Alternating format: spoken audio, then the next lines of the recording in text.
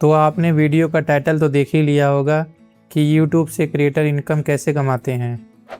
नमस्कार दोस्तों, अगर आप YouTube पर पैशन के साथ साथ अर्निंग के लिए भी आए हैं तो आपके मन में भी एक सवाल आता होगा कि आखिर YouTube पर क्रिएटर इनकम कैसे करते हैं।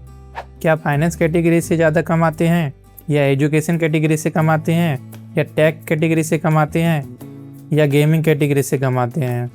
इंटरनेट पे आपको काफ़ी वीडियो मिल जाएगी जहां लोग कहते हैं कि इस कैटेगरी में सबसे ज़्यादा पैसा है। पैसा होता तो है, लेकिन इतना सिंपल भी नहीं होता है, क्योंकि सिर्फ कैटेगरी डिसाइड नहीं करती कि आप कितना कमाओगे। आज की वीडियो में हम फैक्ट के साथ यही समझेंगे कि YouTube पर एक क्रिएटर कैसे कमाता है। तो चलिए स्टार्ट करते हैं। YouTube पर क्रिएटर को पैसे कैसे मिलते हैं। सबसे पहले एक मिथ है, उसको क्लियर कर लेते हैं। ज़्यादातर लोग ये समझते हैं कि YouTube व्यूज़ के पैसे देता है। व्यूज़ पे पैसे देता है, पर ये पूरी तरीके से सही नहीं है। रियलिटी ये है कि YouTube आपको सिर्फ व्यूज़ के पैसे नहीं देता है। YouTube का मेन सोर्स इनकम का एडवर्टाइजमेंट है। मतलब जब कोई कंपनी अपने प्रोडक्ट को प्रमोट करती है तो वो कंपनी गूगल एड्स के थ्रू YouTube पर एडवर्टाइजमेंट चलाती है, और वही एडवर्टाइजमेंट आपकी वीडियो पर दिखाया जाता है। यहाँ पर एडवर्टाइजर कंपनी ने जो YouTube को पैसा दिया है, YouTube उसमें से अपना हिस्सा रखकर बाकी पैसा क्रिएटर को दे देता है। YouTube का हिस्सा यहाँ पर 45% होता है और 55% वो YouTube क्रिएटरों को दे देता है। जैसे मान लीजिए एडवर्टाइजर कंपनी ने YouTube को 100 रुपये दिए, उसमें से 45 रुपये YouTube खुद के लिए रखेगा और बाकी 55 रुपये YouTube क्रिएटर को दे देगा। यही अर्निंग सिस्टम है। और भी कई तरीके हैं अर्निंग के, जैसे YouTube premium revenue, channel membership, super chat, super thanks, shopping और एफिलिएटेड फीचर्स। लेकिन बिगिनर के लिए सबसे पहला और कॉमन सोर्स एड रेवेन्यू ही होता है। और एक बात समझना बहुत ज़रूरी है, हर व्यूज़ से अर्निंग नहीं होती है। मान लीजिए अगर आपकी वीडियो पर 1000 व्यू आए हैं तो इसका मतलब ये नहीं कि 1000 व्यू पर 1000 एडवर्टाइज भी दिखाए गए हों। हो सकता है किसी ने ऐड स्किप कर दी हो, या व्यूअर की कंट्री में वो ऐड अवेलेबल ही ना हो, या व्यूअर ने प्रीमियम मेंबरशिप ले रखी हो। इसलिए 1000 व्यू का मतलब 1000 मोनेटाइज व्यू नहीं होता है। यही वजह है कि दो क्रिएटर के व्यू सेम होने के बावजूद भी उनकी अर्निंग अलग अलग हो सकती है। अब तक हमने समझा कि अर्निंग होती कहाँ से है। अब समझते हैं कि अर्निंग डिपेंड किस पे करती है। अब यहाँ पर मान लीजिए दो क्रिएटरों के सेम व्यूज़ हैं, तो क्या उनकी अर्निंग भी सेम होगी? ऐसा ज़रूरी नहीं है। अब यहाँ पर बहुत लोगों को ये समझ में नहीं आता कि अर्निंग सिर्फ व्यू से डिसाइड नहीं होती। कई सारे फैक्टर होते हैं जो आपका आरपीएम डिसाइड करते हैं। चलिए उन्हीं को एक एक करके समझते हैं। यहाँ पर पहले आरपीएम समझ लीजिए।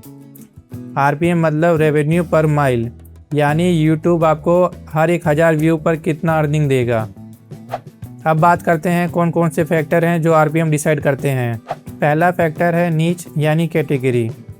कैटेगरी से भी आपका आरपीएम डिसाइड होता है। अलग अलग कैटेगरी में अलग अलग आरपीएम देखा जाता है। जैसे अगर कोई इंश्योरेंस कंपनी है, अगर वो एडवर्टाइज़ कर रही है तो उसका आरपीएम ज़्यादा होता है एज़ कम्पेयर कोई गेमिंग ऐप का एडवर्टाइज दिखाया जाए।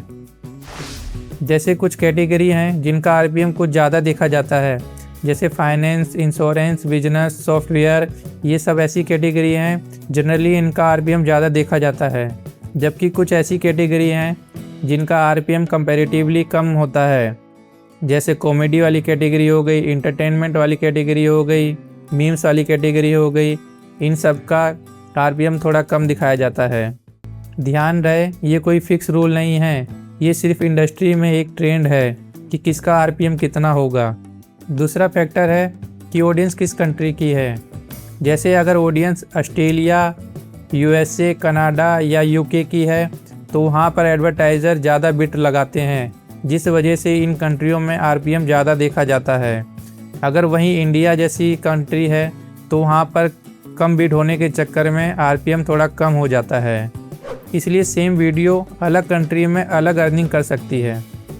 तीसरा फैक्टर है एडवर्टाइज़र डिमांड। हर टाइम एक जैसी डिमांड नहीं होती। जैसे साल में कुछ फेस्टिवल होते हैं, दिवाली, क्रिसमस, न्यू ईयर या ब्लैक फ्राइडे, इस टाइम काफ़ी ऑफ़र आते हैं, तब एडवर्टाइज़र कुछ ऑफ़र निकालते हैं। इन पीरियड में बहुत सारी कंपनी ऐसी होती हैं जो अपना एडवर्टाइजिंग बजट बढ़ा देती हैं। इसी वजह से होता क्या है, दिवाली या किसी फेस्टिवल पर कई सारे क्रिएटर ये नोटिस करते हैं कि उनकी अर्निंग इस टाइम कुछ ज़्यादा हुई है। अगला फैक्टर है कि व्यूअर को ऐड दिख रही है कि नहीं दिख रही है। ये बहुत इम्पोर्टेंट है क्योंकि हर एक व्यूअर को एडवर्टाइजमेंट नहीं दिखाई जाती है। हो सकता है उसने यूट्यूब का प्रीमियम मेंबरशिप ले रखी हो और ऐड अवेलेबल ना हो, और कुछ कंट्री में ऐड इन्वेंट्री कम होती है, इसलिए 1000 व्यू का मतलब 1000 मोनेटाइज व्यू नहीं होता है। और अगला फैक्टर है कि कंटेंट एडवर्टाइज़र फ्रेंडली है कि नहीं। अगर कंटेंट एडवर्टाइज फ्रेंडली है तो उस पर ज़्यादा ब्रांड एडवर्टाइज कर सकते हैं, लेकिन अगर कंटेंट कॉपीराइट इशू वाला है या सेंसिटिव इशू वाला है या एडवर्टाइज़र अनफ्रेंडली है तो अर्निंग पर असर पड़ सकता है। इसलिए यूट्यूब एडवर्टाइज़र फ्रेंडली कंटेंट पर ज़्यादा जोर देता है। इसलिए यूट्यूब ऐसे कंटेंट को प्रीफर करता है जो सेफ़ और फैमिली फ्रेंडली हो। सबसे ज़रूरी बात, अगर कोई क्रिएटर ये कहता है कि इस कैटेगरी का RPM 500 रुपये ही है, तो समझ लेना ये स्टेटमेंट कंप्लीट नहीं है। सही बात यह है कि RPM हर क्रिएटर के लिए अलग हो सकता है, क्योंकि हर क्रिएटर की ऑडियंस, कंट्री और टॉपिक्स अलग अलग होते हैं। अगली वीडियो में ये बात करेंगे कि किस कैटेगरी पे कितना RPM होता है।